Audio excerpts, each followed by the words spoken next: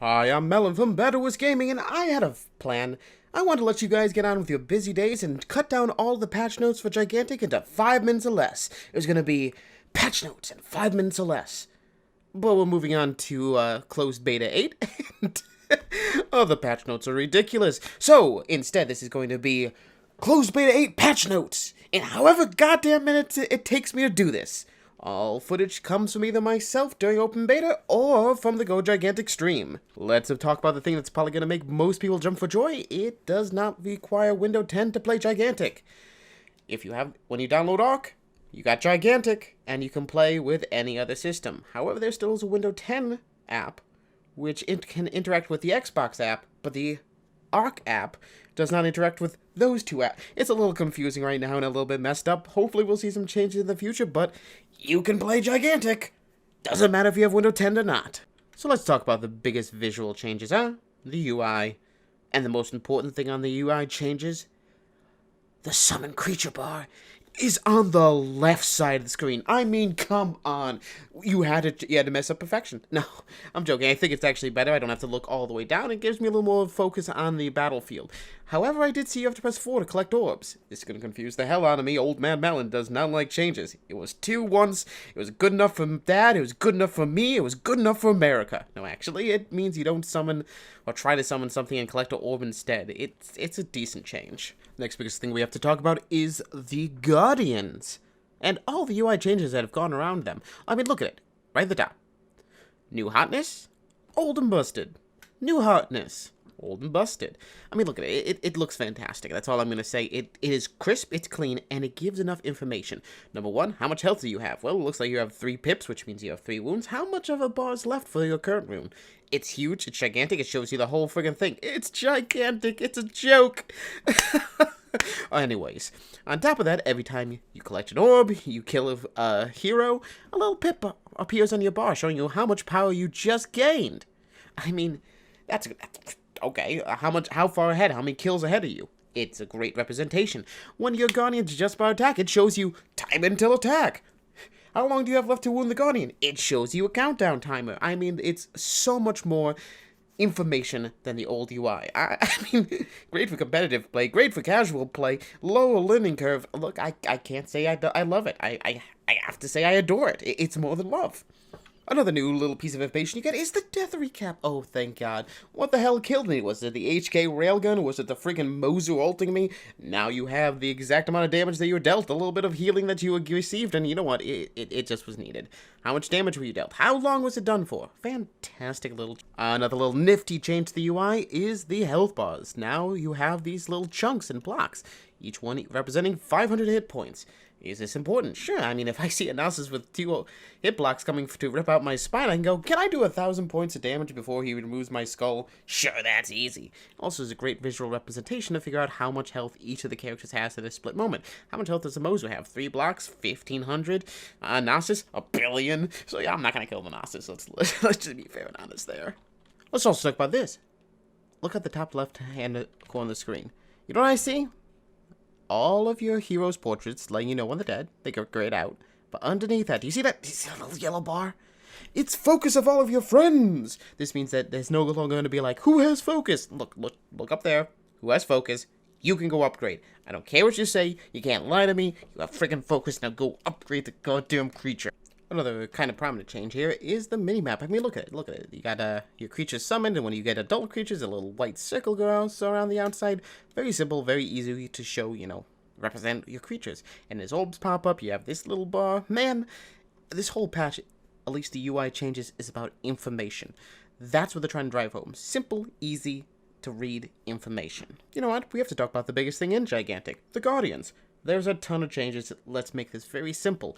They're trying to, from their own words, make rampages more team-oriented, more dynamic. And how they're doing that? You no longer maintain, if you're the defender, your power going into an enemy rampage. This is important because in competitive play, sometimes we're like, we'll get the next push because we have 90% power, going into this push. Well, now that's not true. All power resorts to 0 after any rampage. Okay, that changes a lot, doesn't it? Now you're going to have to either commit to full defense or whatever. It's real interesting. The second thing is you can get a dynamic shield. Oh, what is a dynamic shield? Well, the dynamic shield is even if your creature or guardian is down, if you kill something, you get a 250 shield that blocks 75% of the damage. Meaning you actually can continue to have a shield while your opponents are trying to beat the guy to death, and you might be able to prevent a wound by killing the enemy team. Great. I love this idea. It really is like, do we send like 2 guys back? They kill one guy, now it's a 250 shield on it, then they can kill the other guy and we barely get any damage off? I think it's going to make the game very dynamic and very dramatic. Which, let's be fair, that's why we're playing the game. Alright, I've been praising Motig up and down for this patch, so let me put on my cynical sunglasses and pull back and go, something I don't like. I don't know how this is going to affect the game, but creatures no longer give passive power. What? It used to be that a creature, when you summoned it on a point, would just give you extra power. I mean, it encouraged you to try to put creatures on more points. Now this isn't the case. It simply is every kill gives you the exact same amount of power, every orb gives you the exact same amount of power. I don't know, because the notes don't say, if it removes the old power gain, and it used to be like, for a kill, enemy kill, you got 10 plus X. X is equal to the number of creatures you have in play. I think it means that's gone, which means, again, it kind of makes you want to turtle more, have less creatures, don't get attacked much, defend what you can, instead of, extending yourself or planning more things around that. I'm kind of up in the air for this one. But this also means that, backlining or backcapping a creature might not be as important. Because it used to be, if you backlined a creature, even if you died, you would give less power than the creature would have gotten or given you for the kill. I think that might have changed, and backcapping might not be as viable. I could be wrong, but we'll see how things play out in the competitive scene. You know what? If I keep talking about the UI and Guardians, I'll be here all day. I'm like 7 minutes in, and I still haven't gotten off of it. Let's talk about heroes, because that's what we're here for, right? An interesting change is rush attacks. Now, what's a rush attack? Well, if you use your LMB and RMB after you've dodged or jumped, you do bonus damage. This is trading stamina for damage. I'm in. Look, anything that gives me more options, I'm in. I love options. Especially if I can yell death from above with McGrave as I'm slamming someone in the face. Make it happen. I have no idea what these look like because they say each character is different, so I'm just going to put some Woo footage up here while I talk about it. This makes it extremely interesting because we already had a talent, hidden talent from Taito, which, you could dodge and then you did extra damage. It was split damage over time, but now almost every melee class that would be Nasus, McGrave, Trip, Taito, and Woo have these abilities. It looks pretty. What are they going to do with range? I mean, well, you gotta give range something, right? You know what? No, you don't. Range is damn powerful as it is. This might help even out some stuff with melee versus range. Maybe. Who knows? Next big change, obviously, is talents. All heroes now have 3 talents at levels 3, 5, 7, and 9, the more passive ones, instead of 5. Now, this is good because now you can diversify the characters a bit more because you can be like, well, we have an assassin here, maybe they have skirmishing, maybe this person doesn't. You can create more variance. However, it takes away some of my choices. I love choices. That's the first thing you're going to know about me. I love choices. If that means some of my more tanky classes no longer have the extra damage at level 9, I might be a little peeved. But I'm sure they're balancing things out. This is a kind of a simplifying, streamlining of the system, and I'm okay with it. The final change seems to be that Heroes Might and all the other damage buffing abilities seem to only affect LMB now.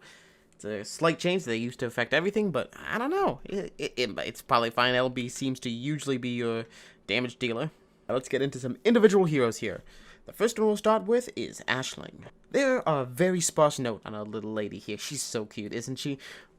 The big thing I noticed during stream was Kador, even at early levels, seemed to be out and moving about a lot, which might mean a change in her talent for her cooldown of Kador, or maybe just a change of the skill itself. He just seems a lot more active. And look, what's good for Papa is good for daughter. You don't get Papa mad, because Papa gonna come after you. So let's talk about the new hotness. That would be Charnock. Well, maybe it's the old hotness, but we'll just live with this. The only major change I can see is when you could pick up your Q talents. It seems like some stuff has been shifted around. Not quite sure how things are different, but I definitely I've noticed that the Q talents have been switched. Griselma, the old granny seems to have learned a couple new tricks. I think the most important one is the Q. I don't think we have traps anymore. Instead, this like zone appears. You know what? I can see a lot of interesting things being done in this zone. I mean, it's like Zenobia. Is there slows? Are there other things? Does it increase your portal beast's power? I'm guessing yes. Yeah, Money. The character I wish I was good with, but I'm not. And I never will be. The biggest thing about Imani's change seems to be her smoke bomb. It used to be stupidly good.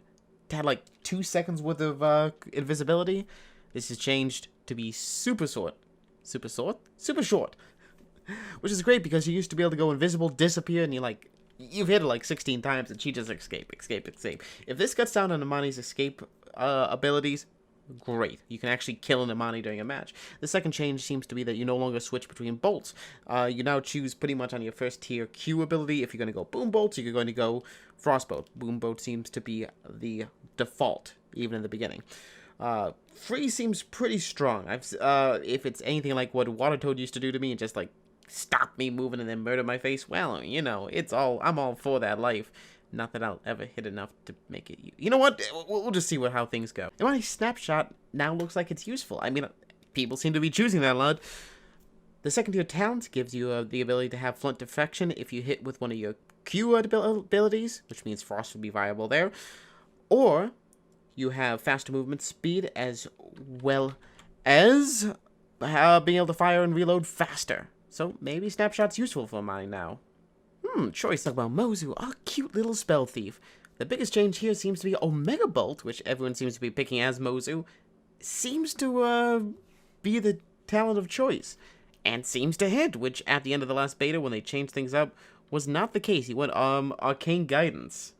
So, better tracking? Changes into the skill? I don't know. It definitely looks like you want to go Omega Bolt. Vadasi, the most classic healer, seems to have gotten even better by taking her E and reducing the cooldown. E was your buff to your heals, and pretty much all of your other abilities in general. It seems to have been cut down to about half where it used to be.